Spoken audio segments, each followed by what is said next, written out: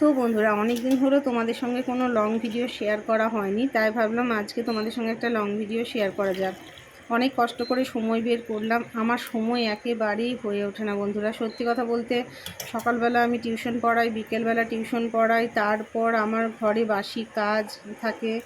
আর সবথেকে বড় কথা, আমাদের বাড়িতে কিন্তু পুজো পাশা আছে, অনেক বেশি পুজো পাশা। মানে আমাদের বাড়িতে নারায়ণের পুজো হয়। আমাদের বাড়ি থেকে বেরিয়েই একদিকে নারায়ণের মন্দির, একদিকে হচ্ছে মা দুর্গার মন্দির।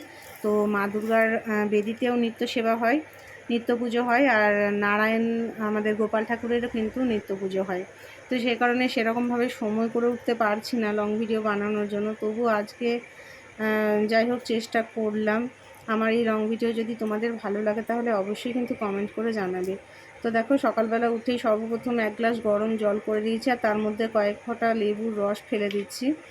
তো এটা আমি আমার মেয়ের কাছ থেকেই শিখেছি। আমি কিন্তু আগে গরম জল তো দূরের কথা, ঠান্ডা জলও জীবনে কোনো দিন খেতাম না। সকালবেলা উঠে ডাইরেক্ট একেবারে মানে দুধ দেওয়া চা খেতাম। কিন্তু ইদানিং আমার মেয়ে এখন বড় হয়ে গেছে, তো মেয়ে এখন আমাকে ভীষণ রকম বকা দেয় যে সকালবেলা উঠেই তুমি একেবারে পাউডার দুধের চা খাবে না।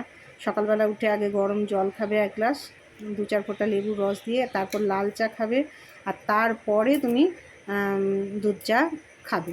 মানে প্রথমেই দুধ চা খাবে না, প্রথমে একবার লাল চা খাবে। তা আমি বললাম বেশ ঠিক আছে। তো সকালবেলা উঠেই এক গ্লাস গরম জল করে নিয়েছি, তার মধ্যে দু চার ফোঁটা লেবুর রস ফেলে দিয়েছি, আর ওই লেবুটাই দেখো আমি লাল চায়ের মধ্যেই ফেলে দিয়েছি। তো এখন আমি এই লাল চা খাবো। লাল চা খাওয়ার পর আমি টিউশন পড়াবো। টিউশন পড়িয়ে উঠে ঘরের সমস্ত বাসি কাজ করে তারপর চান টান করে পুজো টুজো করবো। পুজো করতে প্রায় 10-15 মিনিট টাইম লেগে যায় আমার। আর পুজো টুজো করার পরে আমি রান্না বসাবো। আমি কিন্তু যতক্ষণ না পুজো হয়, মানে ঠাকুরকে যতক্ষণ না আমি পুজো করি ততক্ষণ পর্যন্ত আমি কিন্তু মানে কিচ্ছুটি খাই না। আর এখানে দেখতে পাচ্ছ তোমরা এই যে বক্সটা, এই বক্সটা কিন্তু আমাকে একজন গিফট করেছিল। এটাতে কিন্তু গান বাজে খুব সুন্দর, আর এটাতে অনেকগুলো পয়েন্টও আছে। আমি এতগুলো পয়েন্টের জানি না কোন পয়েন্টে কী কাজ হয়, কিন্তু এই যে ওপরের পয়েন্টটা, এটাতে কিন্তু সাউন্ড বাড়া কমা হয়।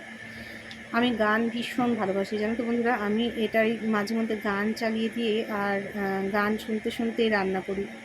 মানে গান যে আমি কি পরিমাণ ভালোবাসি বলে বোঝাতে পারবো না।